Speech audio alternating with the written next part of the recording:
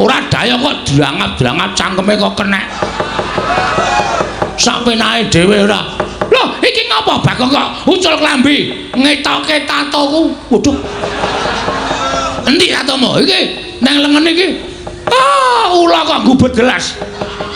Kuwi gambar apotek kuwi ya. Apotek nggo tuku bios, nggo bios. Cengelmu ki wae. Gong ora ngawur gong. Men aku emosi aku. Aku nganti bapak kok nganti ame dipameri brana picis derajat pangkat iki. Bapak iki nek gelem duwe derajat pangkat nek gelem duwe drana picis wis biyen-biyen tak omongi. Aku wis krasa aku.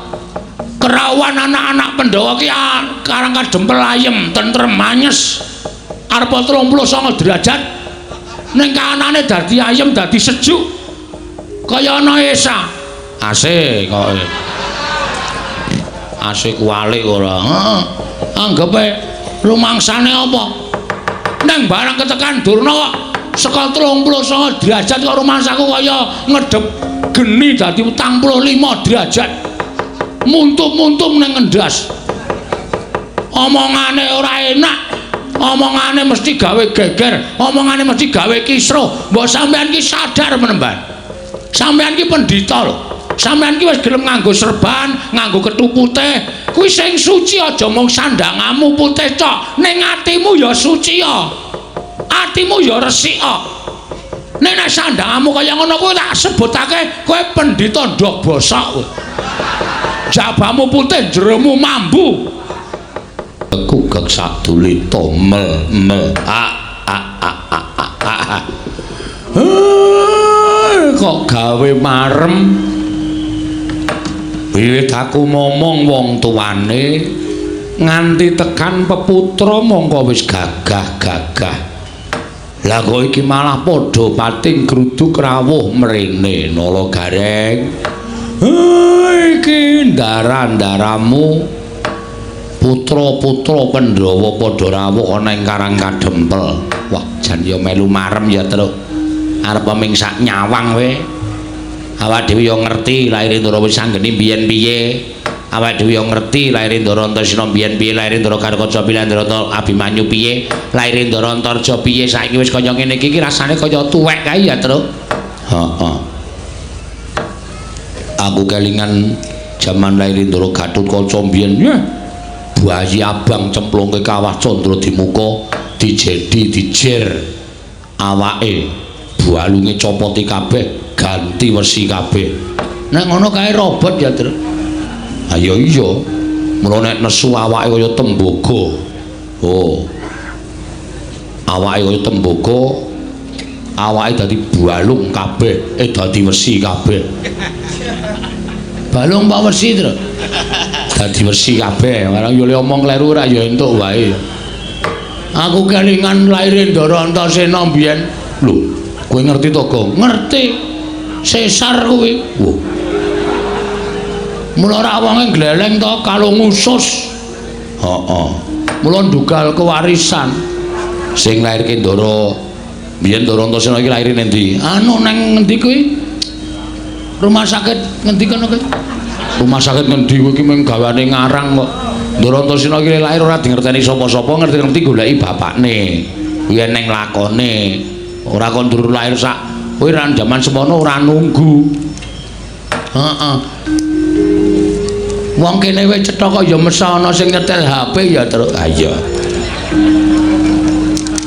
Ya wis ben karang ya kesenengane dhewe-dhewe kok. Heeh. Oh, kae seru banget ting ting ting ting. Mongko ya do duwe HP ya pamer apa ya? Ora ngerti aku.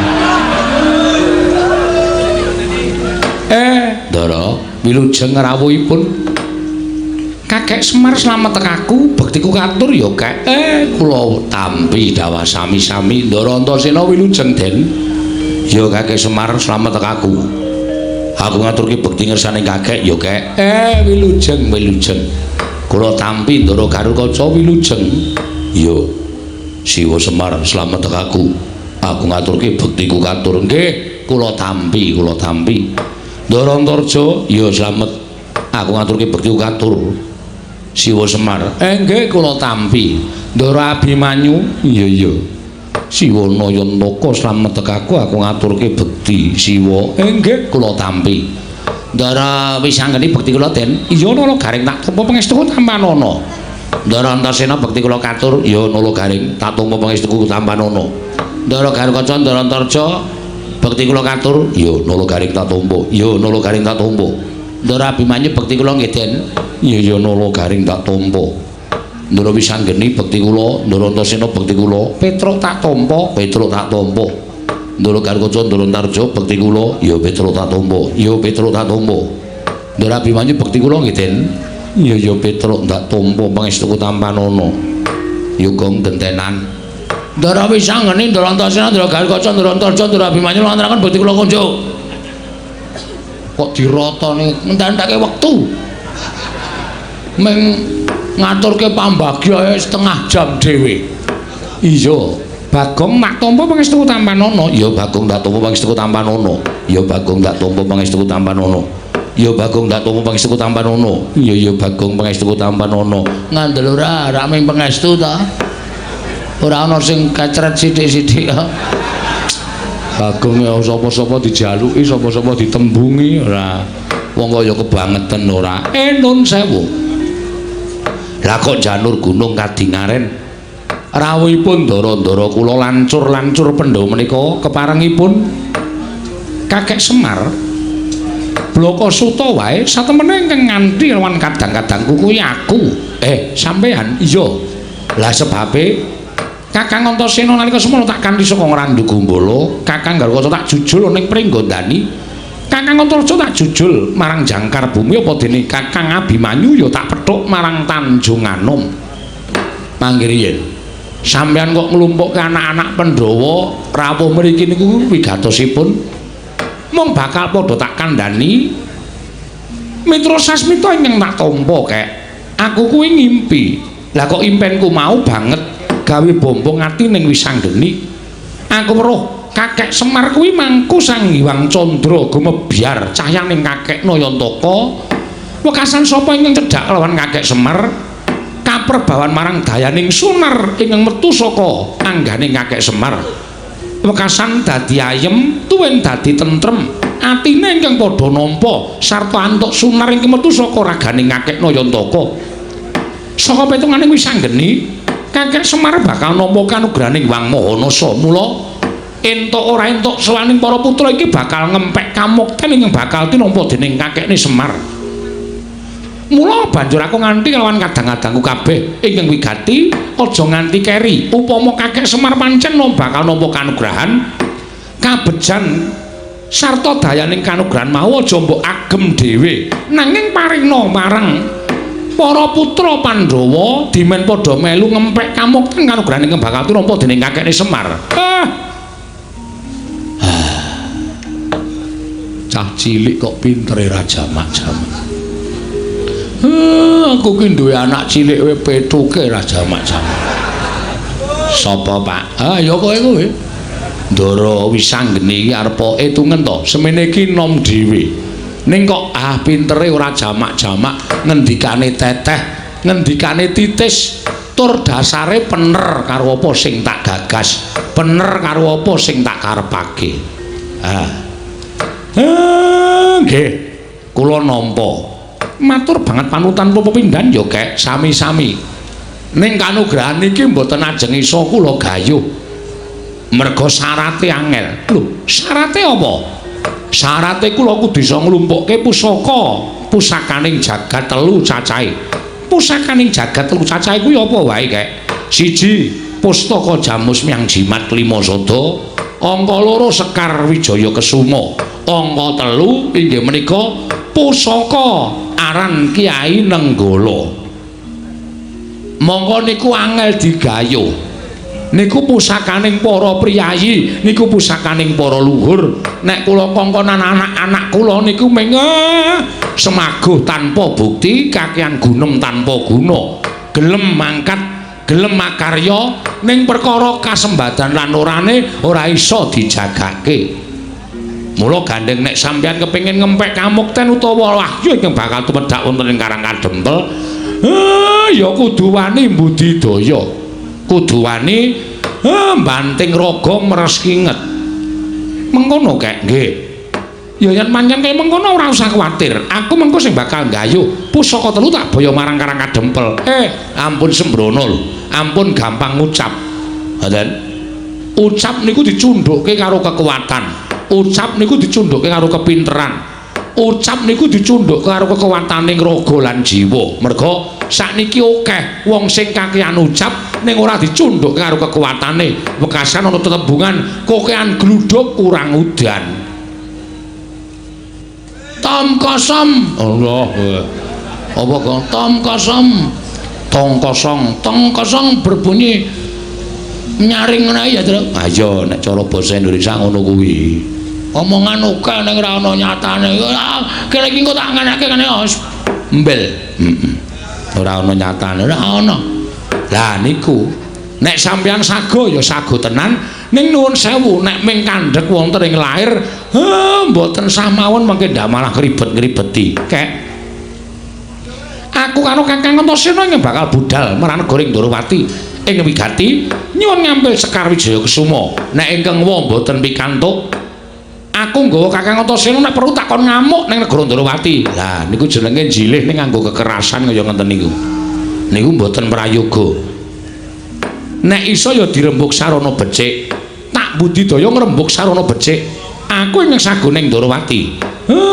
lah terus aku ingkang sagu marang negara Ngamarta nyuwun ngampil Darma Kusuma supaya pusaka tak boyong marang Karang Kadempel bareng karo adiku Abimanyu matur nuwun lah sing teng Mandura nek pancen aku dipercaya aku tak budal ning Mandura Siwa Semar aja kuwatir aku bakal nyuwun ngampil senjata Nenggala Ndara wis sanggeni kali Ndara Antasena, Ndara Garkaca kali Ndara Abimanyu. Lah sampean kok ora duwe jodoh?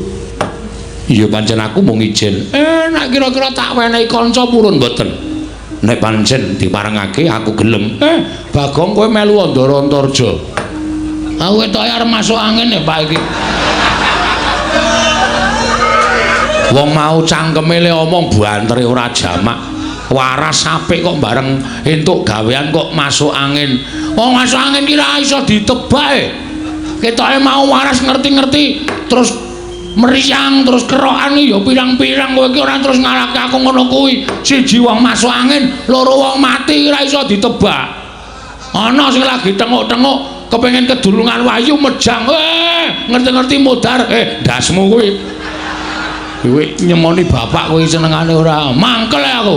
Wong aku yo masuk angin tenan kok mbok delok iki didemek. Terus iki bathuk iki. Oh iya panas ngono kok.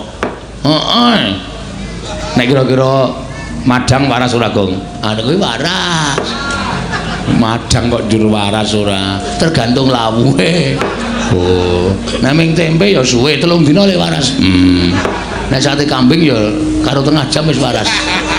Lah apa sate kambing? Oh iya. Bela tuwa ki aja kuwatir nek tensine munggah aku ora tanggung jawab lho. Aku ora tau ndek tensi ya, Tru. Oh. Uteke ora panas. Ora bakal panas wong ora ndek utek aku. Ha iya. Kula suwun nek pancen pun saguh, nggih saguh mawon. Lan kula ngaturaken panuwun ingkang tanpa pepindhan. Dene ndika Ndara pun kepareng nyagahi menapa ingkang kula betahaken muga-muga rancak samukawisipun napa sing dijanjekke dening para dewa saged tumedhak wonten ing Karang Kadempel sampeyan ngempek dayaning kanugrahan ingkang kula tampi Ndara. Gawe kaget. Niki rak Penembahan Durna to Penembahan. Kandhak mleguduk swalo kembal Semarante. Awela. Iya, aku Begawan Durna Semar. Apa kowe pangling karo aku? Mboten. Lah ya sawetara ora ketemu. Sing jeneng mripat tuwa niku rak kudu gagap-gagap to Penembahan. Loh, ya iso ora jeneng mokal wong dasare umurmu karo umurku ya wis tuwa tenan. Wilujeng Penembahan. Slamet tek aku Semar niring sambikala praptaku. Salam talingku katur marang kowe ya Semar. Nggih kula tampi. Penembahan bekti kula kunjuk. Nala gareng natampa pangestuku Tamanana. Lho nggih. Bekti kula kunjuk Penembahan. Oh, Petro Kantong bolong natampa pangestuku Tamanana. Lho nggih. Sanget anggen kawula dadosaken jimat. Bekti kula kunjuk Penembahan. Oh, Bagong iya. Pangestu tampanana ya Bagong. Nun inggih sanget anggen kami dadosaken jimat dipun sekecahipun anggenipun lenggah. Wis ora kurang prayoga praptaka ning Karang Kadempel. Eyang aku ngaturake bekti kunjuk. Lho, iki sapa iki? Aku wis anggeni Eyang. Oh, wis anggeni ya putu. Pangestu tampanana ya wis anggeni. Tak gegem dadekake jimat slamet Mbah Kakung. Lho, sapa iki? Aku Antasena. Oh, Antasena putuku kowe. Pangestune Simbah Tampanana ya, Nger. Ndak gegem dadekake jimat Eyang bekti kula kunjuk. Suarane kaya Gatotkaca iki. Kasinggihan mekaten. Pangestu Tampanana ya tetuka. Kula pundi nggo jimat Eyang bekti kula kunjuk. Iki sapa? Kula pun Antarja. Wah iya Antarja. Pangestu Tampanana ya Naka Baginda. Kula pundi nggo jimat paripin dayanan ing kasantosan Eyang bekti kula kunjuk. Oh iya. Anu sapa iki? Janaka. Sanes kula Abimanyu. Oh, Abimanyu putuku cah bagus. Pangestuku Tampanana ya Abimanyu. Kula pundi nggo jimat paripin dayanan ing kasantosan. Wah. Durna bapakku. Aku katurake bektiku katur. Lho, Werkudara ana suarane kok ora ana wujude. Werkudara pangestune Bapak Tampanana. Niki Bagong, Mbah. Oh, setan ki ora. Tak tingak-tinguki. Tak tingak-tinguki. Werkudara ora ana kok suarane ana. Wah, iya. Ya, Mbah. Awaturake basaku kok suara gedhe masuk uramu kok, Gong. Coba balenono, Gong. Wah, wedian. Kok iso gedhe, Gong? Mbah iki yaene gedhe dhewe, Tru. Mbah ora tak kapak-kapake lho. Ha iya. Kok iso gedhe dhewe aku iki gumun ya. Nuwun sewu penemban. Rawuh ndika enten apa pigatos? Lah kok janur gunung kadingaren rawuh enten Karang Kadempel. Oh, iki ngene ya Semar. Mrataku nang Karang Kadempel kuwi ora saka karepku dhewe. Nanging pancen aku diutus dening anak Prabu Duryudana supaya aku sowan ning Karang Kadempel ing wigati kowe tak kandhani. Kowe tak kandhani ya Semar. Kaget penggalihku duk nalika semana aku tinimbalan dening anak Prabu Ngastina. Lan aku diparingi dawuh yen to anak Prabu Ngastina nampa sasmitaning dewa, yen to jagat iki bakal ketiban kanugrahan. Wondene apa ta wujuding kanugrahan mau? Ora dingendikake dening dewa ingkang paring sasmita kalawan anak Prabu Duryudana. Nanging mung diparingi dawuh yen to Ngastina kuwi bakal saya kuncara anjayeng bawana. Yen to linenggan dening Semar Badranaya, ora ketang mung telung kedheping netra. Bebasane ora ketang mung sak siring bawang sak umuring jagung sak uruping damar. Kuwi Ngastina bakal dadi negara ingkang kuncara jagat ingkang keberbeken marang kumandange negara Ngastina. Mula tumuli anak Prabu Duryudana utusan karo Begawan Durna ingkang wigati sowan ning Karang Kadempel. Dene wigatine kepengin mboyong kelawan kowe Semar.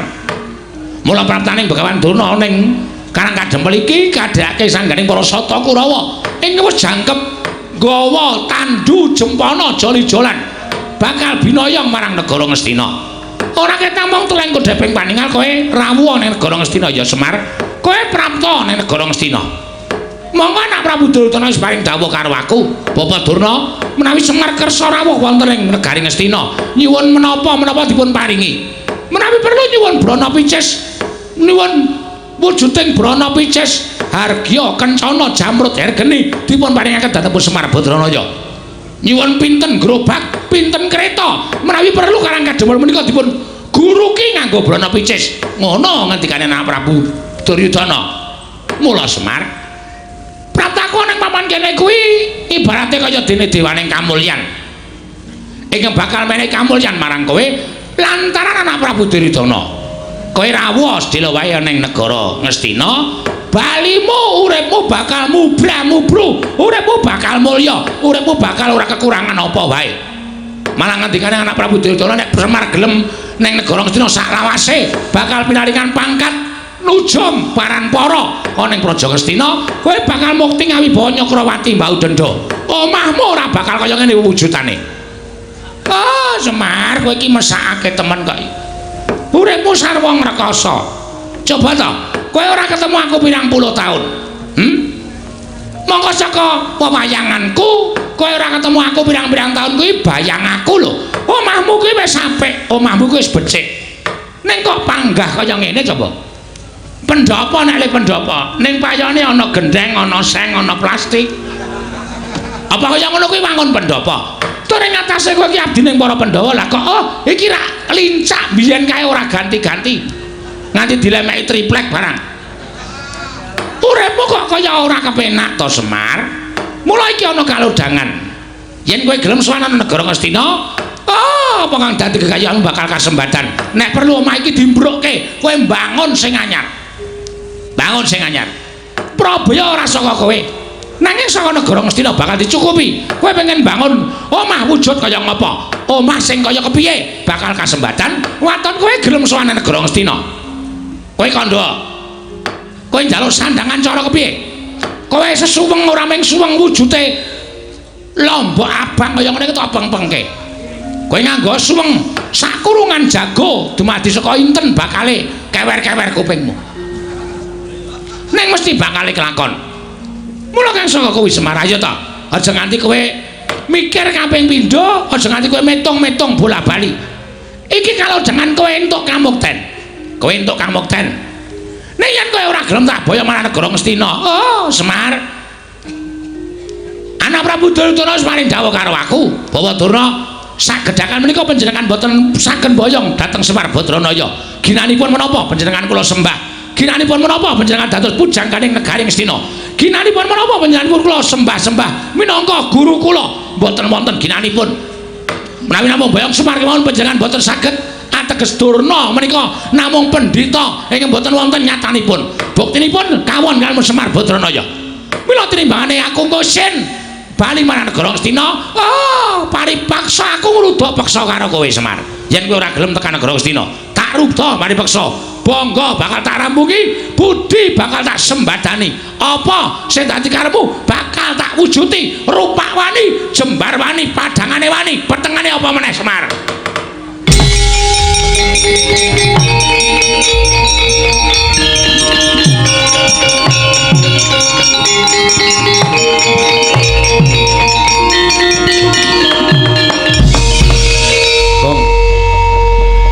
Mlebu omah kok cucul jarik katokan training ngono maksude piye? Ora ngerti aku nek nesu ngene iki to. Oh, mergo nek kebelet meng kari plotrok. Dengkulmu mlocot to lah. Saya terus meneng saya terus tak mangsuli Durna. Oh iya, iya. Kok kaya ora kepenak omongane. Lha ora kepenak nggon ngendi? Kok arep jiat karo Semar, arep maksa karo Semar ya anggepe dhek iki nang kene iki apa? Ya bener nang negara Ngastina iki dhek iki pujangga, nang Ngastina dhek iki wujude guru, guruning para Kurawa. Nang Ngastina dhek iki pendhita. Nek nang kene iki dhek iki daya, kudune ngurmati karo situan rumah. Ora daya kok drangap-drangap cangkeme kok kenek. Sak penake dhewe ora. Loh, iki ngapa Bagong kok ucul klambi, ngetoke tatoku. Waduh. Endi tatomu? Iki nang lengen iki. Ula kok gubet gelas. Kuwi gambar apotek kuwi ya. Apotek nggo tuku bios, nggo bios. Cengelmu ki wae. Gong ora ngawur gong. Men aku emosi aku. Aku nganti bapak kok nganti ame dipameri brana picis derajat pangkat iki. Bapak iki nek gelem duwe derajat pangkat, nek gelem duwe drana picis, wis biyen-biyen tak omongi. Aku wis krasa aku. Kerawan anak-anak Pandhawa ki karang kadempel ayem, tentrem manyes. Arep 39 derajat. Ning kanane dadi ayem, dadi sejuk. Kaya ana Esa. Asik kok. Asik kualik ora. Heeh. Anggepe lumangsane apa? Nang barang ketekan Durna kok saka 39 derajat kok rumangsaku kaya ngedep geni dadi 45 derajat. Muntuk-muntuk nang ngendas. Omongane ora enak. Omongane mesti gawe geger, omongane mesti gawe kisruh. Mbok sampean ki sadar menemban. Sampean ki pendhita lho. Sampean ki wis gelem nganggo serban, nganggo kethu putih. Kuwi sing suci aja mung sandangamu putih tok, ning atimu ya suci ya. Atimu ya resik kok. Nek nek sandangamu kaya ngono kuwi tak sebutake kowe pendhita ndok bosok kowe. Jabamu putih, jeromu mambu. Ora ana gunane sampean dadi pendhita. Meksa karo kawula cilik, apa mbok anggap Semar ki blereng karo Brana Picis? Ngene Bagong kowe aja nesu karo aku. Yen kowe iso mbujuk karo bapakmu Semar, kowe barang bakal entuk dhuwit, kowe barang bakal entuk derajat pangkat. Aku ora mendem derajat pangkat, Dur. Aku nek wis gelem duwe derajat pangkat ya wis pilihan iki wis dadi wakil rakyat aku. Aku ora gelem aku. Aku seneng berkesenian kok. Aku seneng budaya kok. Ngono. Nggo ngapa? Aku sapa sing arep mekarake kesenian, sapa sing arep akeh budaya? Apa dianggap aku blereng karo derajat pangkat Brana Picis? Ora kok. Aku urip kaya ngene iki seneng. Kowe tak omongi ya nek pancen kowe ora ngerti. Bungaing lair karo bungaing batin ki mor misah. Ora ngerti to meneh. Goblok kok. Wong ki nek ngrasake bungaing batin, kuwi mesti ngrasake bungaing lair. Ning nek wong ngrasake sing diutamake bungaing lair, bungaing batin durung iso kejangkau. Buktine apa? Wong seneng laire iki derajat pangkat duit akeh. Lho, ning atine urung karuan ayem. Omahe nggo nyimpen dhuwit ben dina ben bengi ming celingak-celingu.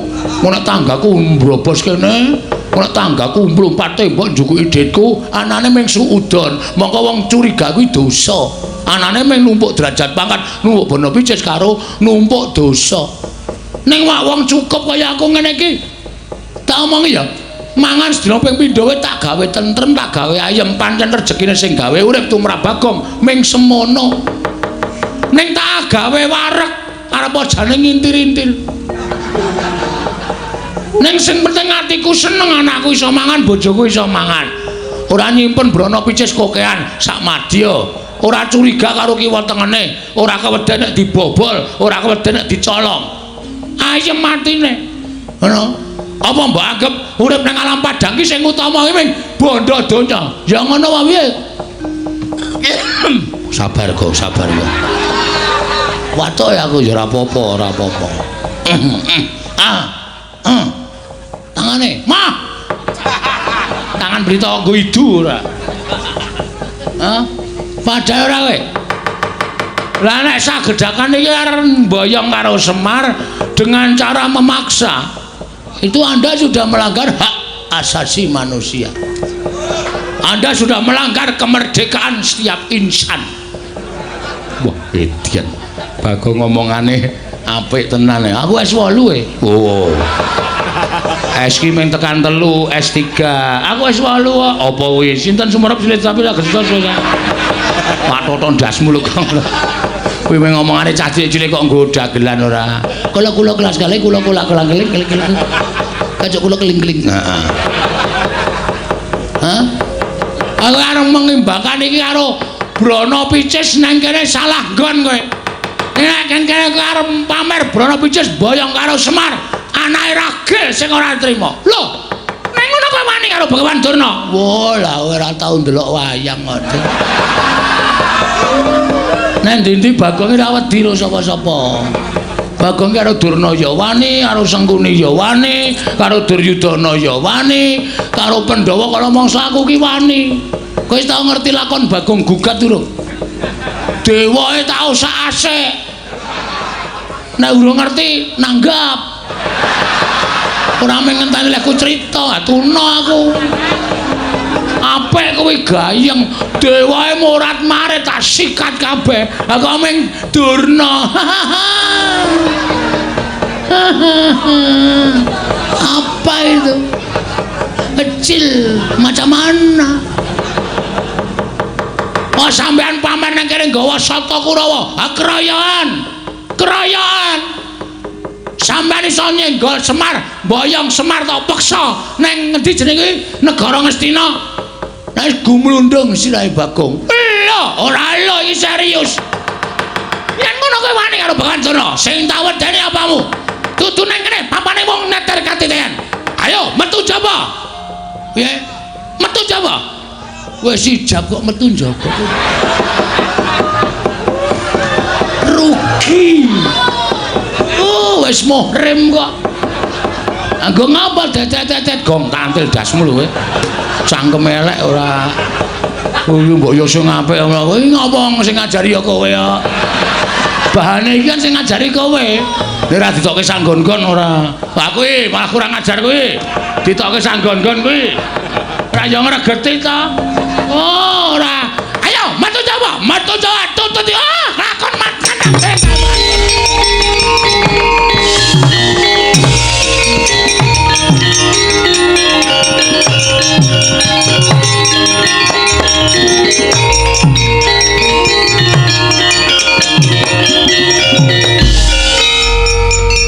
Pancen cah siji iki pancen demit.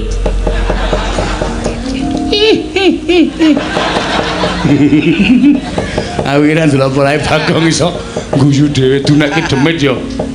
Lho kirik.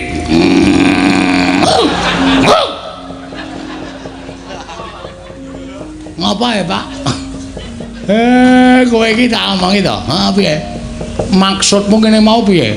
Lho, melindungi Bapak. Aku ki ora arep ngopo-ngopo. Nek iso ana rembug dirembug, ana perkara dirembug sarana bedamen.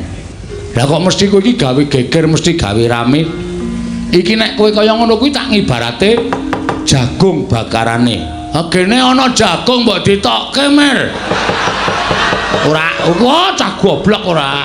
Jagung bakarane iki apa kuwi paribahasa, tanggung perkarane ngono lho. Kowe iki sing gawe perkara, kowe kudu nanggung perkarane. Maksudnya aku mungsuh Durna piye? Kowe sing gawe perkara ya kudu wani nanggung. Oke.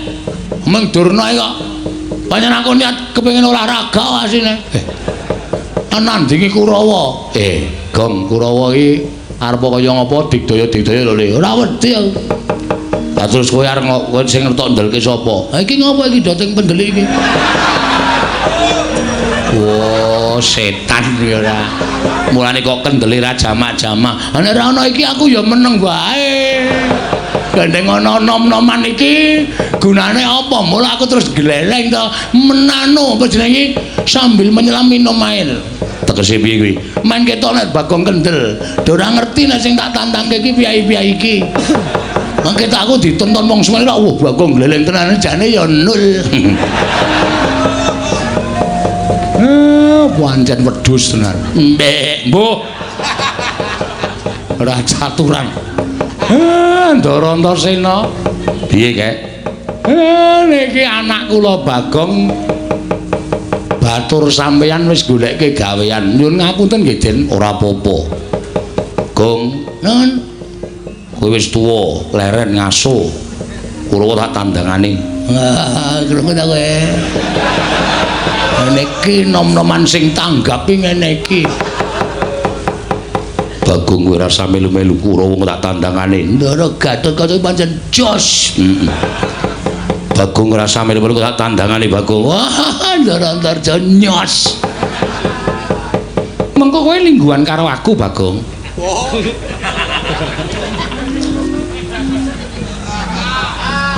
Piye, Gong? Iki ra patek otop iki. Kancane do nyambut gawe engko lungguhan karo aku, Bang. Apa mempaitan bokong lho. Paitan bokong piye? Lungguhan iki ra mempaitan bokong to. Wah, mbok temandang. Aku ki nek temandang sing tak nggo jagan ming Kakang Antasena. Mong Kakang Antasena wis saguh ngewangi kowe ya wis ben Kakang Antasena. Kurawa 100 ki rasa dadang nganggo Kakang Garaca, rasa dadang nganggo Kakang Antarja. Kakangku Bambung Antasena iki nganu iso ngrampungi perkara kok. Ya Kang, mbuh. Kok mbuh apa? Mbok sing sopan iki. Aku arep dikaya ngene iki ya anak satriya, anake Bapak Werku dulu bambung-bambungke. Oh, senengane ora. Kurang ajar karo Kakangne kok Bambung Antasena. Sing berani kocluk Antasena. Tendhangi raine ora. Matur nuwun nggih, Den. Nek pancen kaya ngoten ampun nganti kesempyoke ngaradan kawula kula pengamuke Kurawa sing didhawuhke Begawan Durna mangke mang tambak teng jabaning rangka karang kadempel njaluk pamit yo Kek, njaluk pamit Siwa Semar. Bayi wingi sore wani nantang karo wong tuwa apa abamu. Ora iso mboyong Semar. Luwung boyo tak tekati besmi marang karang kadempel. luwe-luwe karembes marang Karngadembel. Kawula Karngadembel sing ora ngerti kenthang iki muling lakon pojok plereting kahanan bakal kasempyo ing ngaradan Pak Desurtayu kundulura. Yen aku ora gelem bali, aja takon dosa aku iki balekake marang Pak Desurtayu. Pecah dadamu, gletho siramu Pak Desurtayu. Layu.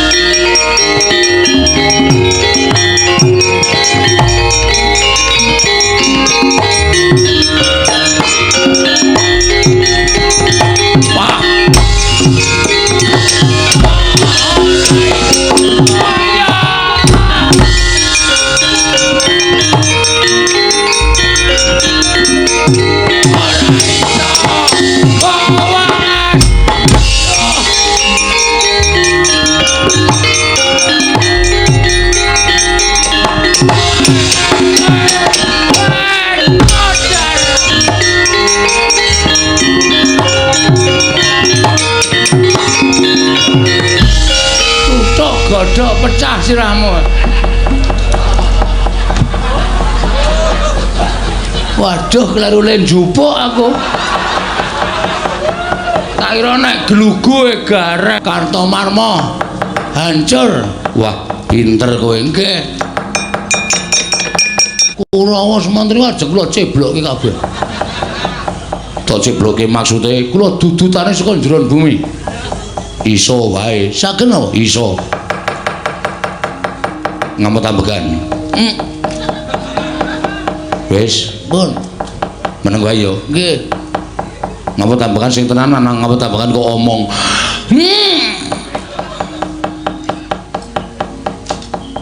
Wis meleko. Wah, sampean nang pundi, Den? Aku ning awakmu. Terus Men ketok kowe temandang karya kowe tak njingi. Oh, terus Kowe ngopo-ngopo iso perang menangan, tamani tumbak ora apa-apa, tamani gada ora apa-apa. Yen lumrah kowe arep ambles bumi ya iso. carane Ngampet ambegan terus batinmu nyuwun ambles bumi. Bathukmu templekno lemah engko ora bablas. bablas sak nyawane. Ora. Iki serius lho, iki ora guyon lho. Iya, ora guyon. Cobane ora.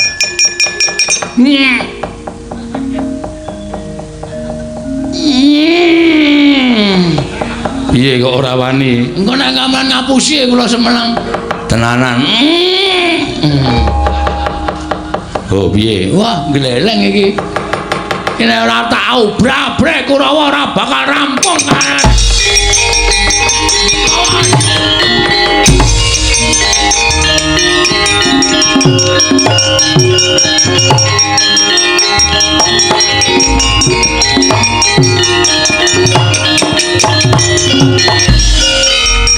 Bagong iki Satama lho ora basa karo aku. basa ngapa?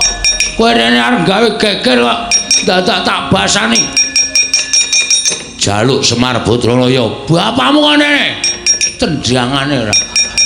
Pendhita macam apa kuwi? Pendhita marmeksa karo Semar Badranaya. Ora usah nyumbari karo wong tuaku. Satama Keduga glindhingke sirahmu. Piye? Satama Keduga glindhingke sirahmu. Biyen Bagong wong ora-oran mo. Saiki urung karuan. Kowe iso ngalahke Bagong, bumi langit tangkep Pecah sirahmu. pangkal tayone negane atiku.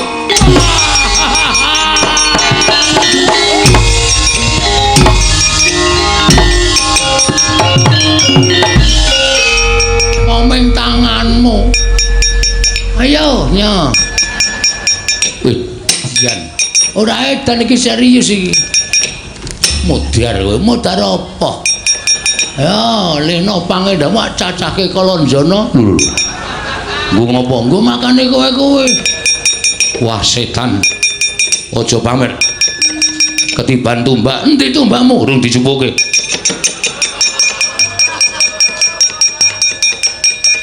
Tiban tumbak jebol dadamu. Nganti iso gawe mbledos. Wetengku. Bumi langit tangkep. Ayo, ungalno dadamu. Nya. Wedan mletik metu genine. Kandhane mula aku ora nggawa rek.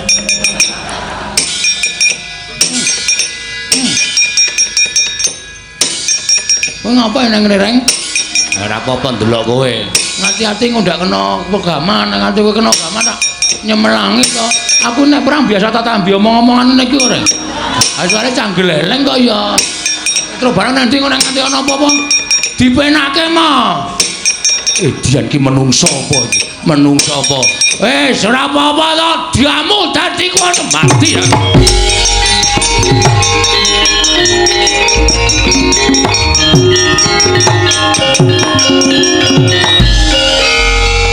Kok ngleleng kowe, Wer? Tumbak ditutuke cengel kok tang teng tang teng. Cah ampo. Ora usah gumun. Butuh tela ora? Oh, butuh tilang apa? Golekke. Kang, Kang. Wedian. Kang. Rasa wedi, aku ki ora apa-apa. Santai wae to. Tak goleke mayit wedok apa? Mah. Mayit kok wedok. Wah, bocah kok glelenge ra jamak-jamak. Ono apa lho Kareng? Bagong. Bagong apa? Bagong kok iso ambles bumi? Ora sanggumun mergo dinjingi karo adiku.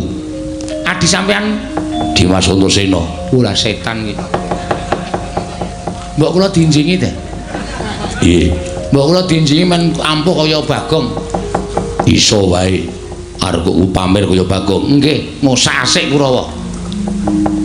Merem. Merem kok malah mlirik. Niki kira ya. Oh. Karo wong tuwa kok. Merem. Terus merem. Ngamet-ambekan.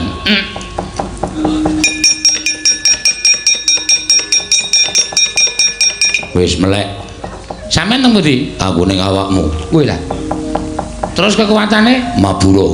carane Sikiling ketruk lemah ping 3.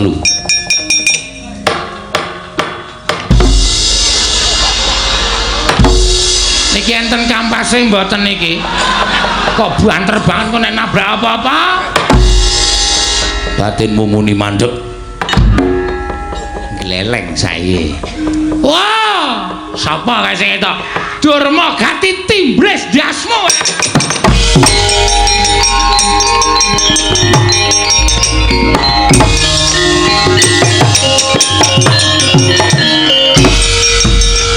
Biar. Wah, gleleng tenan. Padake sembecengan.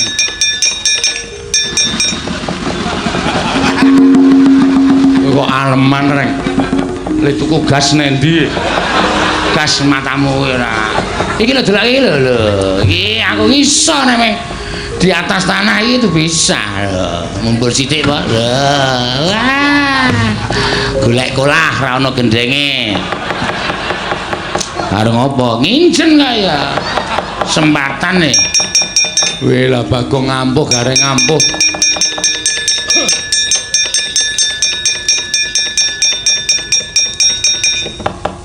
Kula digawe kaya ngene.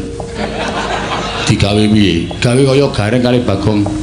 Aku isa aku ngambles bumi, monggo ambles bumi wis dinggoni Bagong. Monggo Bagong tak jake gelut ning jero bumi. Merem. Kula iso kaya sampean iso nyembur kaya ula to? Iso. Wonten iso mati wonge, mati.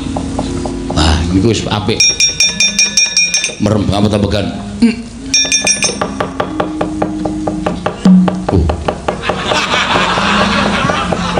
Aja endo. Nek arep dingslupi aja endo. Kene ora tau endo. Kene manane ping pasrah kok endo. Sampeyan iku sing selak kesusur. Wis. Wah, ayo. Ora usah semelang, Petruk. Aku ki putune Diwaning Ula, nggih. Kowe narep ning ndi iso, ning banyu ya iso, merambat tuwit ya iso.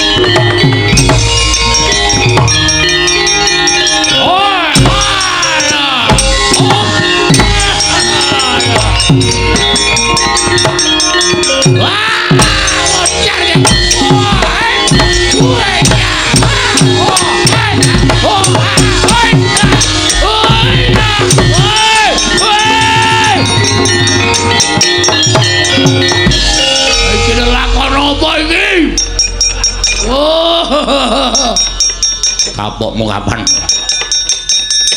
Semangkean. Ayo Kurawa gelem bubar apa ora? Ora gelem bubar, ajar anak-anak Semar legane. Kon Iblis? Kon Iblis apa piye? Mutiar.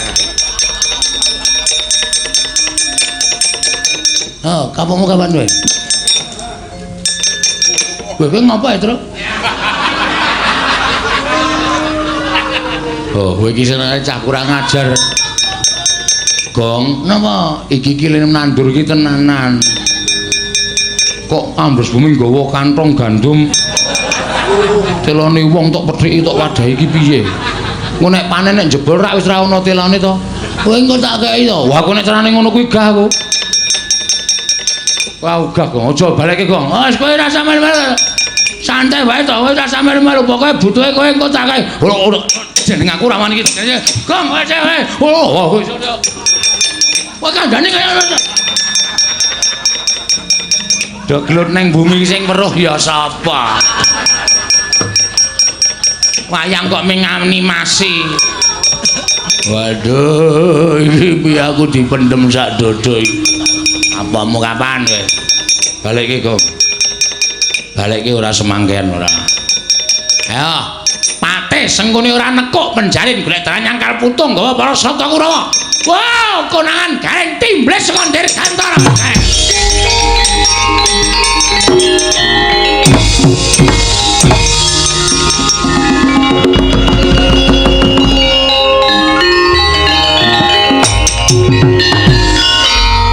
Solare iki. Kok wis ora gelem banter ya.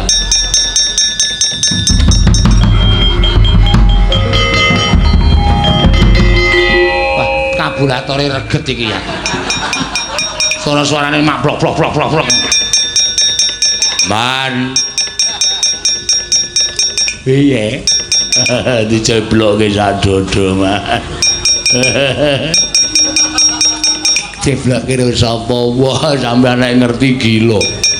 Bagong ambles bumi, Petruk ambles bumi, Gareng mabur. Medeni, Man. Bagong ki ambles bumi. Nggih. Iki nek hati-hati iso diceblok. Anggere ana mak sendul kudu mencolot, nek ora mencolot iso diceblok karo bagong. Ngatos-atos wani atas ya tak jinjing ya. Ngono. Wah. Anak bagong keceron iki lene blok iki. Ning lene nancemke mempeng banget iki. Didudut kok angel, Man. Mbok coba didoni.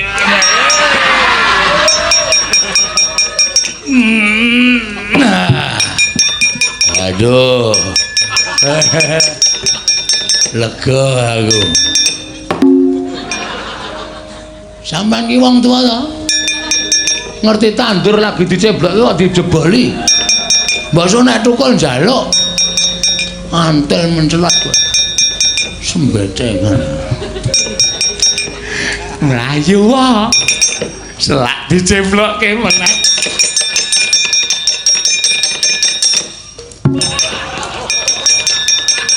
Waduh men katot-katoke tok.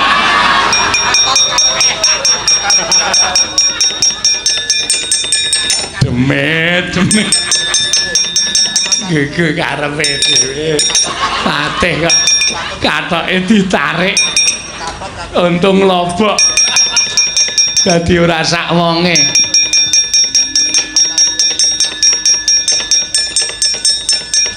Balekke Gong. Mah. Ukuran 3-4. Ah iya. Nek kowe lemu ya ora sedeng, ae tak bedah. Santai wae sambung kain liyane. Kardinal. Waduh. Men kardinale kok mempenge ra jamak-jamak ora. Lho, keterangane katut sak kathoke jero. Ha iya.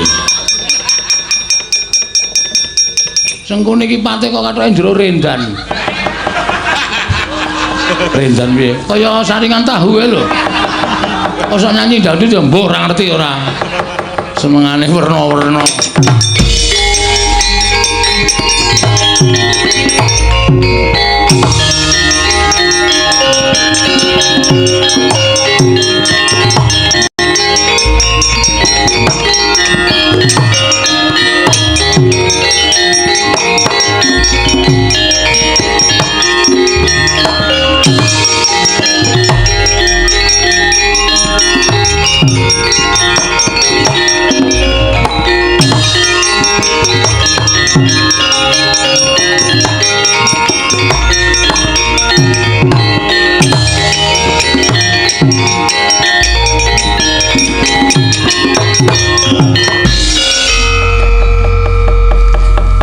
Dibantu karo ndara-ndara Kurawa mesti sineng kene ya nek mesti. Nek ya paling berpartisipasi meng aku lho. Ha iya ta, uga Dursasana tak ajar timblis. Heeh. Wah seneng aku. Aku ora arep matur ndara Garukaca nek wis rampung masalah beneng kene terus. Lho. Neng kono terus piye? Maksude beneng awakku terus. Dadi aku iso mabur tekan ndi-ndi ora kok ming tekan semuk semene tok. Nggih to isih kowe gleleng lho nek mabur. Apa terus? Oh. Sikilmu kaya ora tekle.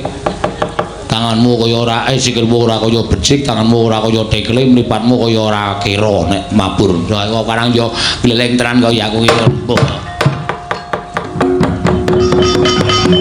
Piye? Rusak kok terus pisan. Kabulatore jeplok. Oh iya. Sing duwe abur-aburan wis minggat. Mula aja sok pamer. Ya. Kowe ora iso mabur, aku tontonan tetep iso. Piye, Gong? Sing iso ambles ya wis metu kok, Truk, mbok ya wis. Ha iya, akeh lho bapak malah tindak mrene. Ayo engko bapak karepe sing diutus sapa ra ndoro-ndoro ki samakta ing dadi sawika ing diri, Truk. Matur nuwun nggih, Den. Pun damel padhang kahanan Karang Kadempel. Ndara Antasena, kula tak nagih kesaguhan sampeyan. Aku mangkat karo adike Wisanggeni, kek ora usah kuwatir. Ndara Gatotkaca kula nagih kesaguhan sampeyan. Aku bakal budal karo Abimanyu, aja kuwatir, Siwana Yantaka. Ndara Antarja kula ya nagih kesaguhan sampeyan. Aku bakal budal nadyan ijen sowan Womandura. Ngestu padha dawing Siwana Yantaka. Muga-muga sami lebda ing karya. Boten manggih setunggal menapa kelakon panjangkanipun ingkang abdipun Semar. Aku budal dina iki Siwana Yantaka. Aku mangkat dina iki Siwana Yantaka. Aku mangkat dina iki ya kek bareng karo Wisanggeni. Ingkang atos-atos nggih ndara-ndara kula mugi-mugi saged kasembadan. Gawe kaget iki kaya ora pangling. Suwane Atmat Jakunder Sila Geni Wisanggeni padha kanthi raja sak praptamu kula. Tansah pinanganing ngawidadan niring sambi Kalawa praptaku ana ing Dwarawati. Kemarin ngaturake sembah sumenging pangabektiku kunjuk ngersaning Wa Prabu Dwaraka. Ya kula ndak tampa. Ora liwat pangestu ning wakmu ing Dwarawati Tampanono. Ndak gegem dadiake jimat. Anak lanang Antasena padha raja sak praptamu nggih. Pangestune Pakdhe wilujeng sowanku Pakdhe. Aku ngaturke sembah kunjuk ya Pakdhe. Ya kula Antasena ndak tampa. Pangestuning wong tuwa Tampanono ndak gegem dadiake jimat. Anggir Wisanggeni. Katuran karaharjan rawuhipun nggih. Paman Setyaki slamet tekaku ngaturke bektiku kunjuk ya Paman. Kula tampi dawa sami-sami. Anggir Antasena. Wilujeng rawuhipun Mak Cilik ngarep ruji slamet tekaku. Aku ngaturake sembahku katur ya Mak Cilik. Kula tampi dawa sami-sami. Raden kekalih dipun sengejaken anggenipun lenggah. Siwa mati Udawa ya. Kaya ora kepenak praptaku wa. Pakdhe Pati Udawa ya. Kaya ora kepenak sowanku ning negara Ndrawati, Pakdhe. Wisanggeni. Siwa Ndrawati ana dawuh. Sumengko pengawak Bojran Damar Sasi Gita namung wigati. Sengkan-sengkan sowanmu ing datan Papapuyan. Ana wigati apa kulup mara gage matur marang wakmu ing Ndrawati. Setemene ngene wa. Sowan kursane Wa Prabu Ndrawati mau ora liya saka keparenging Kakang utawa Siwa Badranaya. Ing nalika semono aku budal saka ing Sula Geni sowan marang ngersaning Kakek Semar. Apa to sababe dene aku sowan marang ngersaning Kakek Semar? Sabab aku mituruti prarampitanning dewa lumantar pasumenan ing wis dak tampa. Mula ora aneh yen to dina samengko mbuh bener mbuh luput, mbuh cocok mbuh ora.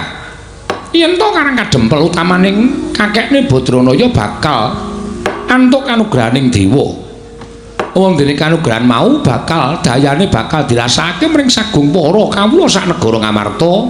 Munggahing para putra munggah meneh para pepundhen Pandhawa. Ya mung nalika semono ngendikaning kakekne Semar, nggone bakal kedurungan wahyu mau ora bakal kelakon lamun ora ana pambiyantuning Siwa Dwarawati. Ora ana pambiyantuning wakmu ing Dwarawati tegese piye nggih? Merga syarat srana ing ngendikake dening kakekne Semar bakal kelakon penjangane gering bayu wahyu mapan ana ing Karang Kadempel. Lamun Karang Kadempel tinunggon pusaka 3, 1 Pustaka Jamus Lima Sada, angka 2 Sekar Wijaya Kesuma, angka 4 Pusaka Kyai Nenggala. Katelune kudu mapan ana negara utawa ning Karang Kadempel. Mula tumuli aku semaga lawan kakekne Badranaya, aku ingkang nyuwun ya kuwi Sekar Wijaya Kesuma ngersaning Kanjeng Wa ing Ndrawati. Mula wa sowan kowe iki malih-malih apa? Tanara kejaba mung mbok menawa ana mulunging penggaling Wa Prabu Ndrawati dina samengko Sekar Wijaya Kesuma bakal ndak suwun ndak boyo marang Karang Kadempel wa Ndrawati. Kresna sinayeng manggelung mintonaken Mintonaken Dewi Kramanira kanggo mitir kang mitirane ngastoane ngasto jagat wasane ku Bathara wayah loro jagat wisanggeni aku ngrumangsani Tanata Ndarawati kuwi ora ketang sithik tau nampa pangudanging Kakang Semar tau tate nampa dimong dening Kakang Badranaya nanging mbok yo aja banget nggone ngasorake marang drajating Nata Ndarawati ing atase pusaka ing winastan Sekar Wijaya Kusuma kuwi pusaka kadiwatan ora ana wong liya ingkang diwenangake ngasta kejaba Nata Ndarawati lha kok dadi Kakang Semar mung kepengin gayuh kanugrahan wae lha kok dadak nganggo syarat srana wujuding Sekar Wijaya Kusuma lha gek utusan marang nom-noman kaya kowe lan Antasena ya to yen pancen mengko aku maringake pusaka mau bakal mbok aturake marang Kakang Badranaya nanging jiwaning muda kuwi laduk wani kurang geduga yen to nganti tok gunake bab ingkang ora prayoga apa ora jeneng kapitunan mula bab perkara iki aja kok enak sarta aja mbok anggap gampang nggone pun bakal maringake Sekar Wijaya Kusuma iki bakal akeh pitunganing Nata Ndarawati mula sing gedhe pangapura ya wisanggeni yen sira swanana ing negara Ndarawati bakal nyuwun ngampil senjata wujuding Sekar Wijaya Kusuma aku ora ngeparengake mula kowe bali marang ngersaning Kakang Semar matur ingkang terwaca marang Kakang Badranaya yen Sekar Wijaya Kusuma ora bakal sowan marang Karang Kadempel wisanggeni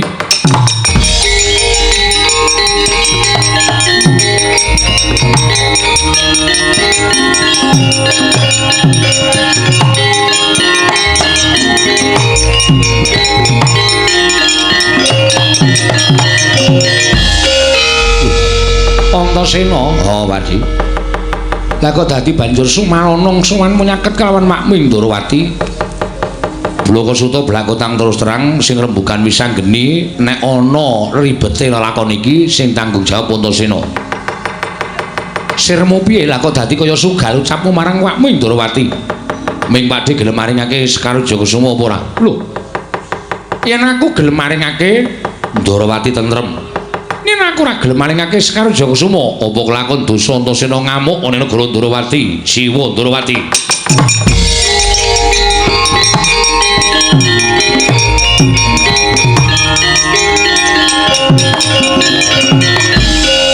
Setyaki sirama nganggo tirtaning kesabaran aja kaya ngono Setyaki Kanjengipun bocah nom dumeh ndugal kuwarisan nom-noman ora nganggo petung ora nganggo tata krama sakabinake dhewe nggih sampeyan nyumbari ajeng gawe geger negara Ndarawati nek ora krungu Senopati Ndarawati mboten napa-napa nek krungu Senopati Ndarawati niki dadi tanggung jawabe Satru Enggar Boruji ingkang paman pun Setyaki menawi angger Antasena badhe damel geger negari Ndarawati krana Kanjeng Prabu mboten maringaken Sekar Wijaya Kusuma ajangipun mboten wonten ing pundi-pundi namung wonten dadanipun Senopati Ndarawati metu njaba le tak jajale kaya ngopo kekuatan malih jelas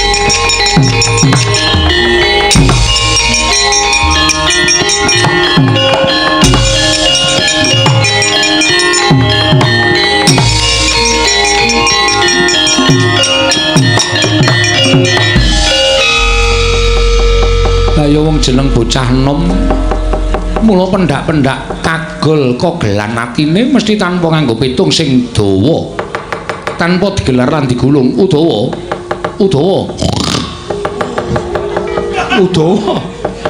lah kok dadi kaya ngono lho patih kok nganggo tata krama lho untune malah gathuk barang patih kok untune kerot udawa wonten timbalan lah rak ngono to senengane ya nyuwun pangapunten sinuwun tatanan para kawula aja nganti kasemyok ing ngarep dan aku ing bakal misah ing padha gejegan kula semanggaken Setyaki leren aja kaya bocah cilik Dimas Garboruci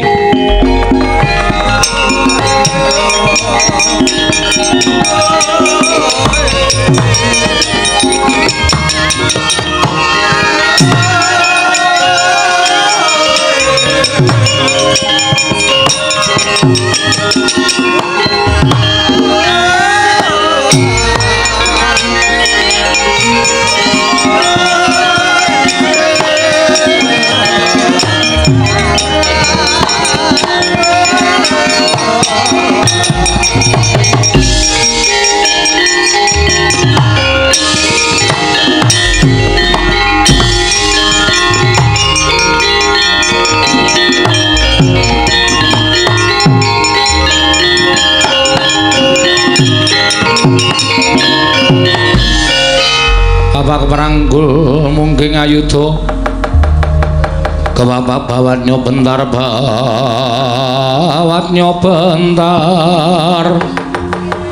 kebabaknya mungging alogo Gir kula menika tiyang sepuh mesinipun kula mboten badhe ngladosi dhateng jengandika Anggir Antasena Lek wis ora sandadakaken gunung tanpa guna Majile wis nampa penantange anakmu Antasena saiki didajal. Nek pancen sampeyan Majile iso ngalahke Antasena, aku mundur karo Wisanggeni ora sida nyuwun Sekar Wijayakusuma. Ning kok sok baline. Nek aku iso ngasurake Majile garba ruci, Siwa Ndarawati kudu maringake Sekar Wijayakusuma. Nggih. Kula menika nate bondo kaliyan ingkang Rama. Kula mboten kawon nadyan nuwun sewu dipun wastani kawon ning kula mboten trima. Ati kula tetep mestani menawi kula dereng kawon. Apa meneh namung majanipun anake kaya sampeyan rasah ngatoske banyu ngempukke watu. Ayo dijajal Nek nang kene kaya apa aku sing kalah jroning boto itu monggo kula ladosi. Ning aku njaluk ngapura nek aku neranyak karo Makcik garba ruci.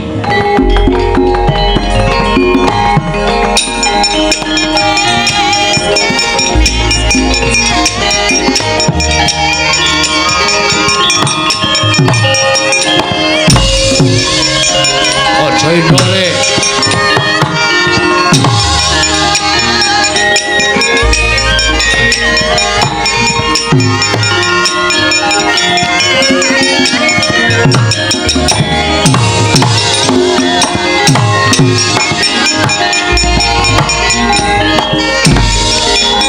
Wah, geleng tenan.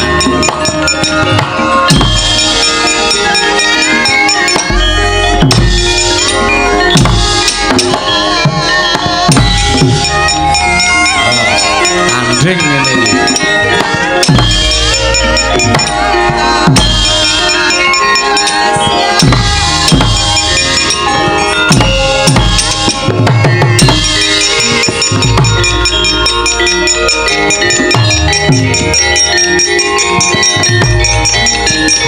Yo. Hai. Yaki.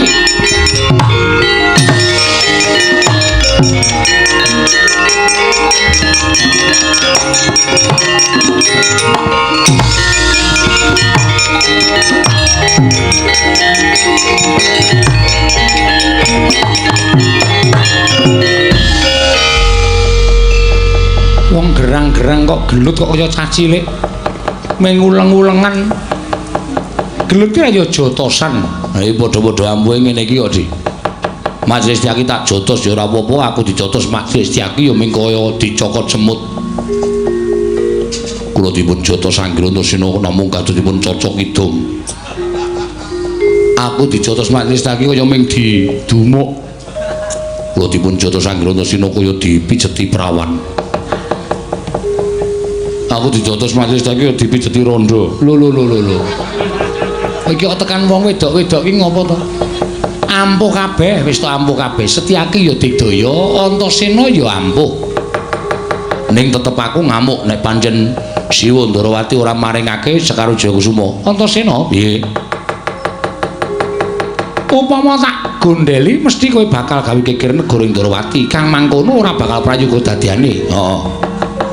Nek nganti mengko bapakmu krungu mana ora karu-karuan to, mestine ngono. Sekar Wijayakusuma teman ana. Tenane, Pak Dik. Iya tenan. Gawanan ning Karang Kadempel. Ning aku bakal marep ning Karang Kadempel uga. Mengko nganti pusaka iki digawe bab sing ora prayoga marang Kakang Semar Badranaya. Aku ora nrimake lho Antasena, ora ming Pak Dik. Aku ya ora nrimake. Mula tampan ana. Mangkato ning Karang Kadempel ya matur nuwun Wisanggeni nendi mengko Wisanggeni bakal sumusul marang kowe Ger ya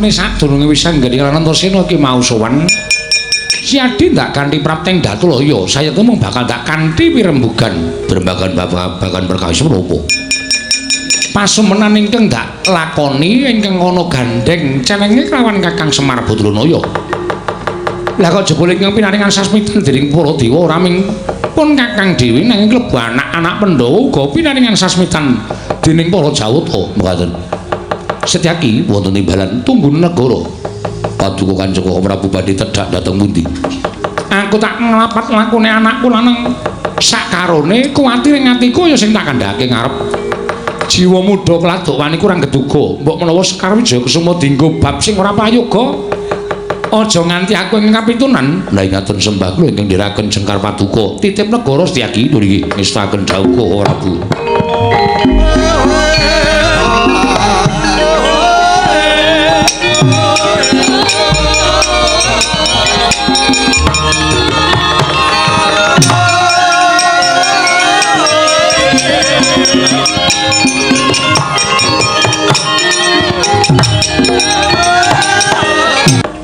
Abimanyu ora kok jeneng awakmu ing Ngamarta bakal awol maringake pustaka jamus miang jimat Klimasada nanging teko Andupara sira kulup pinaringan pangandikan saka Kakang Semar yen to bakal nggayuh kanugrahan syarat seranane kudu pustaka jamus Klimasada prapteng karang kadempel apa jeneng ora luwih prayoga lamun sira kulup nyuwun priksa marang Kakang Badranaya wahyu mawarane apa sarta pigunane kepiye teka sira kulup Atmajaku Tanjung Anom dinuta dening Kakang Badranaya tumuli budal ngadhep ana wakmu ing Ngamarta nanging ora nyuwun pituduh marang Kakang Badranaya kanthi cara mengkono mau apa kira-kira pun ing Ngamarta bisa kumandel kapercayane marang sira kulup sakarone mula sing gedhe pangapura lamun pun ora bakal maringake pustaka jamus miang jimat Klimasada nggir Tanjung Anom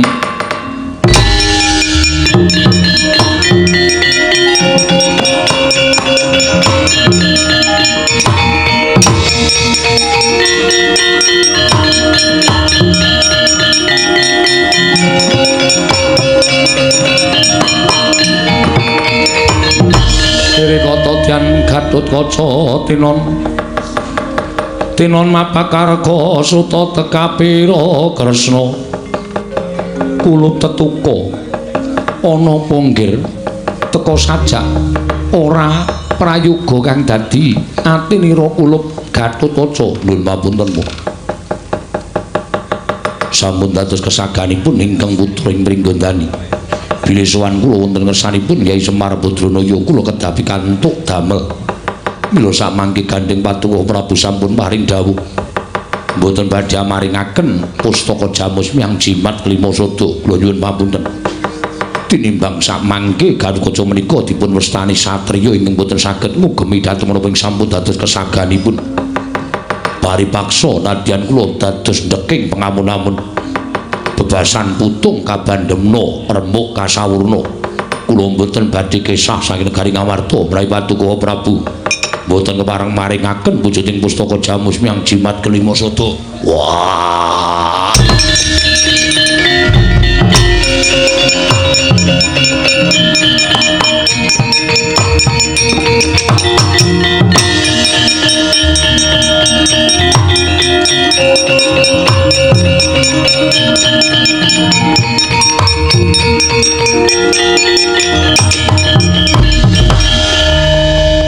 Mampun tenamet sang Klimantabi tirebena iki lho dene demawaing nawang tuwak kok Prabu mboten ateges kula panika badhe kumawantun dhateng dawuh Paduka Kanjeng Koko Prabu namung ngemutana Kakang Mas Yodipati ingkang samangke tumuli mulasara dhateng atmajanipun semanugi Kakang Mas Madukara ingkang tan mandi ugi boten badhe gesek karena menapa ing dipun tindakaken dening Kakang Mas Yodipati menapa mboten saru dinuling atasipun tiyang sepuh kalian putra samir gejegan doh nyono cerak nyono sami mestani menawi kula warga Pandhawa menika mboten rukun Koko Prabu kinayo nyahak tuwin kinarya nyupet dhateng raosanipun para kawula dhateng para Pandhawa miwah atmajanipun mbok inggih turta malih Kyai Semar Badrana menika slaminipun kula menika srawung kaliyan Kakang Semar mboten nate tumindak goro utawi ujar lelamisan mbok menawi menapa ing dipun tindaken Kyai Semar menika kala wau pancen saestu badhe anyadong kanugrahaning dewa Koko Prabu.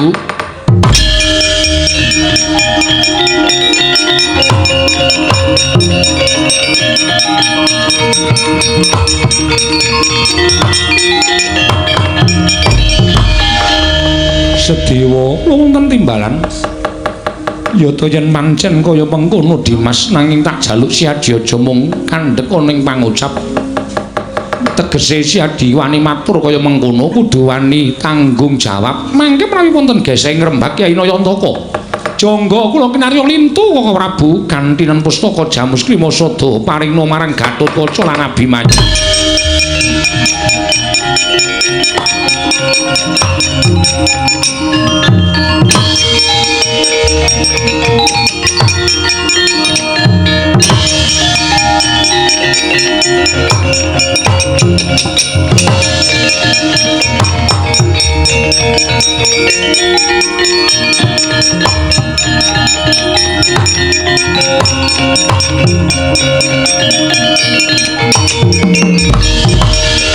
Romo Kyai nyuwun pangapunten mboten badhe wantun kaliyan pepunden Pandhawa nanging ngawrat ngemban dawuhipun Kyai Semar Badranaya inggih Siwa Nayantaka menawi ngantos mboten pikantuk damel menapa mboten lingsem Romo Kyai kagungan putra ingkang mencla-mencle gunemane kaya banyu tumepang godhong sente cangkeme.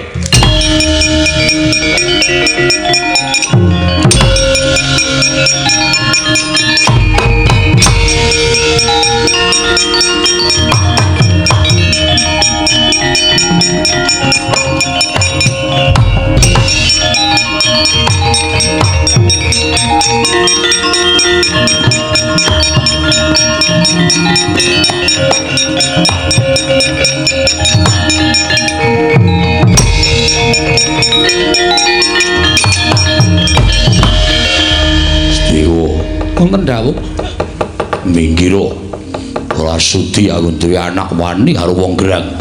Nuwun sewu Kakang Mas. Kula ngemban dawuh timbalipun Koko Prabu Darma Kusuma. Mbarep kakangku dawuh piye? Gatotkaca pinaringan pustaka Jamus Myang Jimat Klimasada. Wah, kuwi tenan nggih. Menawi ngantos kula dura sampun ngantos beja gesang kula. Yen pancen ana dawuh saka mbarep dawuhna karo anakku. Wah, janji kok dienggo salah gunake dening Gatotkaca apa dening Abimanyu aja lakon dosa. Aku dhewe sing bakal matrapi paukuman lawan kowe. Ngestaken dawuh Paduka Rama Kyai Gatotkaca wonten timbalan. Pustaka Jamus Klimasada tampanana. Nanging wanti-wanti pitungasing pamanmu. Kemareng Paduka Paman. Sak budalmu tekan Karang Kadempel Kakang Mas Jodipati lan Kakang Mas Arjuna ingkang bakal tutwuri marang lakune anak lanang Pringgondani kula trimaringaken Paman.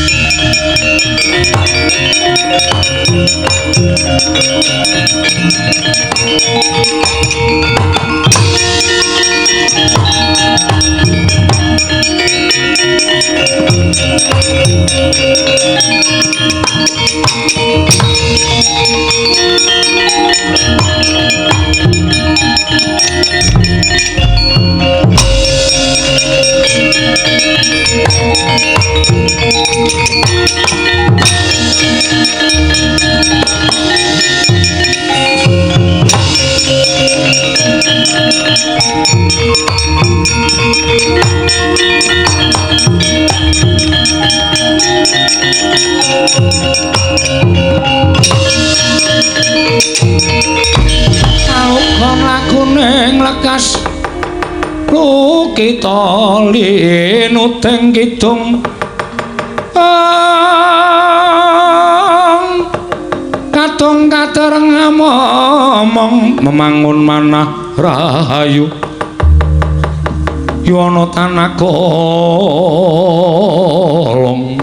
jagat dewa Bathara Antarja ora Prabu kula ingkang sowan Eneng apa? Lah kok dadi janur gunung kadingaren Sirat Majaku jangkar bumi sowan ning Mandura. Wale-wale menapa? Sowan menika sak mboten saking pikajengan kula piyambak namung dapur dipun utus dening Siwa Semar Badranaya. Lho, Kakang Semar utusan lawan Atmajaku jangkar bumi kasinggihan mekaten.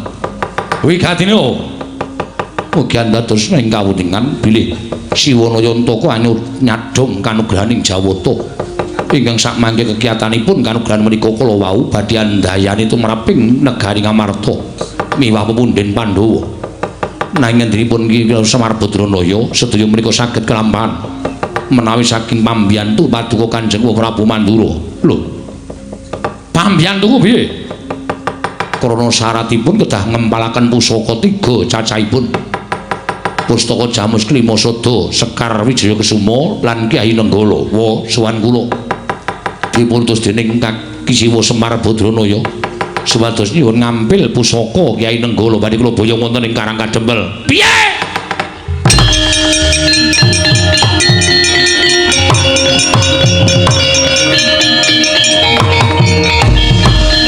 Ayo binatang paresmaning jajalanan sukertani baune iblis lanat. Antarja wonten timbalan. Lah kok wani-wanine?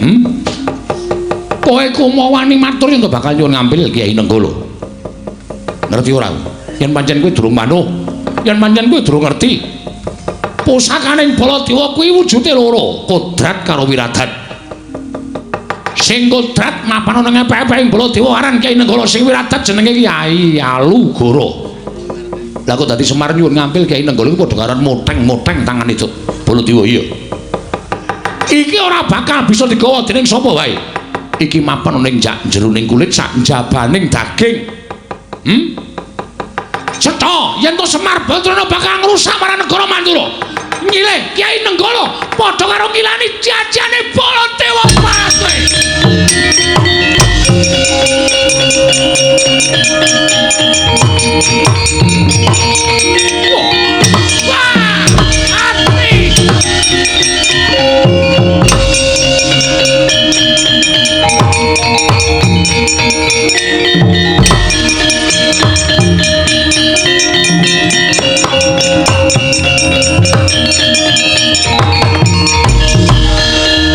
Maning jajalan Wa Prabu mestine Antarja wedi karo Ralindra Mandura nanging barate aku kuwi menungsa sing kedunungan rasa lha kok dadi malah kung sira ngendarat marang Antarja babu apa dikira aku wedi karo Nata Mandura.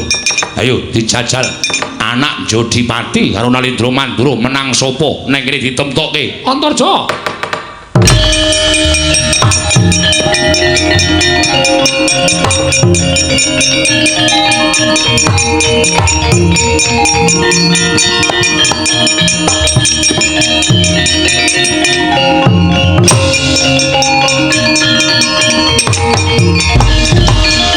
Kresna, inggih Kakang Prabu. Kula ingkang ngrayeng Ndarawati. Sirmu piye karepmu piye? Ayo kene. Antarja iki maju ngarep aku kene. Jejeki raine parat menungso ora tatanan. Lah kok dadi wani barang nyilih pusaka Kyai Nenggala. Monggo dheweke ora weruh yen to Kyai Nenggala ki mapan ana ing sanjabaning daging sajroning kulit. Ora iso digawa dening sapa wae. Sing iso digawa dening sapa wae iki mung Kyai Alugara. Kuwi wae ora setengah titah iso mboyong pusakaning ingsun. Lah kok dadi arep disilih karo Semar. Memek mripate Semar. Diapure derajate ngaceplek kok dadak nyilih Kyai Nenggala arep ngopo? Kakang Prabu kula nyuwun mapunten sampun ngantos duka. Nyatanipun Antarja menika kepara saestu dipun utus dening Kyai Semar. Lan kula caosi prisa Kakang Semar nembe nyadhong kanugrahaning Hyang Mahanasa. Mongko sekawit pisanggering Anantasena ugi sowan wonten negaring Ndarawati nyuwun ngambil Sekar Wijaya Kesuma. Oh lho, inggih. Lah terus kembang tok paringke. Kula paringaken mergi menawi boten Anantasena ngamuk. Tumunten ngabaring kang kula tampi Gatotkaca kaliyan pun Abimanyu nyuwun ngambil pustaka Jamus Klima Sada. Lah terus ugi dipun paringaken ngambil dening Kyai Prabu Darmakusuma. 3 pusaka menika dados syarat srana tumurun ing kanugrahan. Ing angka 3 pusaka Mandura Kyai Nenggala. Lah Nenggala iki ora iso dicopot saka Baladewa. Nenggala iki tememplek.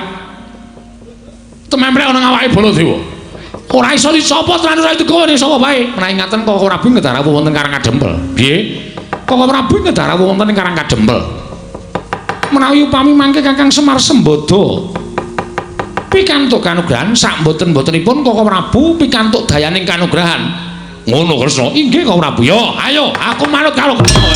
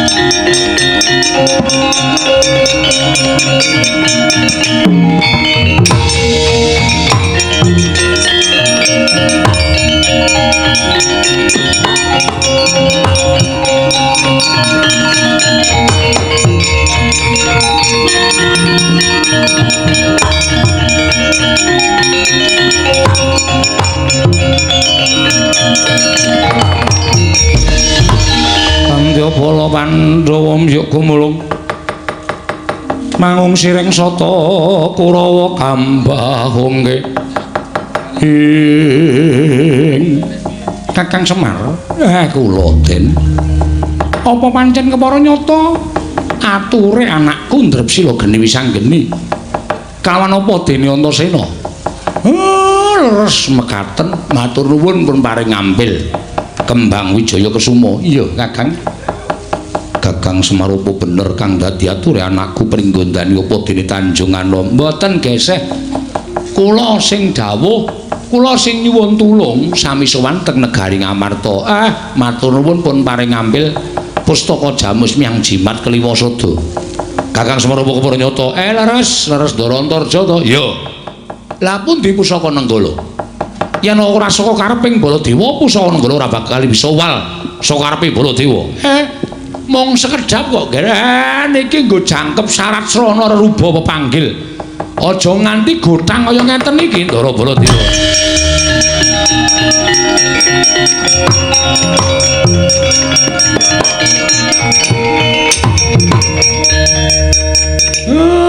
Matur sembah nuwun. Pun disuwuk saderenge kula dodok. Wis tak aturake. Nggih Den, nggih. Matur suwun. Lah kula niki mung manut karo kersaning sing kuwasa sing paring sasmita kalawan ingkang abdipun Semar. Kula dhewe ya ora ngerti terus ken pripun gandeng pusaka wis mlumpuk kaya ngeten iki kula ken pripun. Muga-muga dewa ora mblenjani menapa isih didhawuhke kalipun Semar Badrana.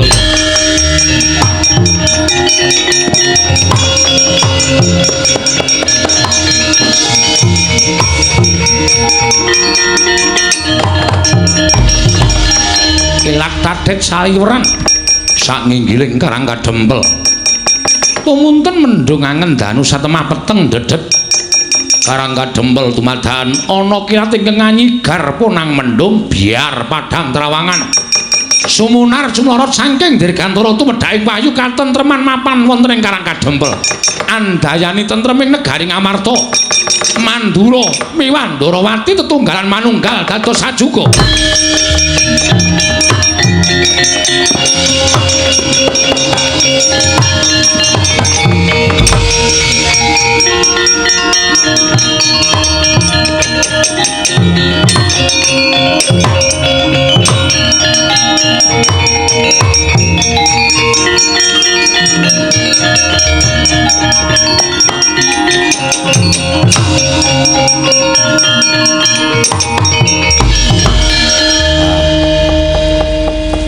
Ternyata Bus Dewa mboten selak.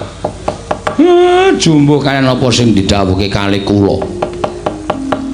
Sinartan kilat tatit sesautan mendung ingkang kaya badhe dados jawah ning tumunten dados padhang ingkang satemah andayani tentrem raosing manahipun ing abdipun Semar. Mbok menawi menika ingkang winastan wayu katentreman.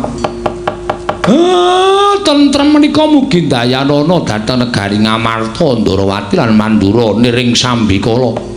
Mboten manggilangan setunggal menapa tentrem laire, tentrem ya batine, tentrem kawulane, tentrem nara prajane. Sedaya tetunggalan manunggal sayuk rukun sayek saka kapti tunggal cipta rasa karsa lan karyane Ndara.